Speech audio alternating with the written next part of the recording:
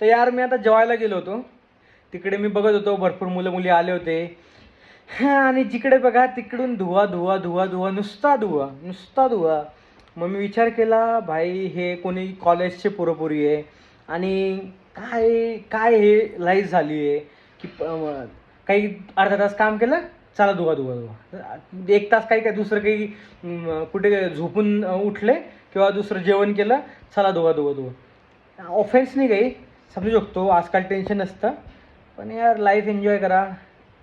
काय मी आता माझ्या मित्र असा बोलला, प्रिय मित्र, की एप्रिलमध्ये असे बंद होते म्हणे, काय गव्हर्नमेंटनं बॅन आणलाय म्हणे. का रे हो?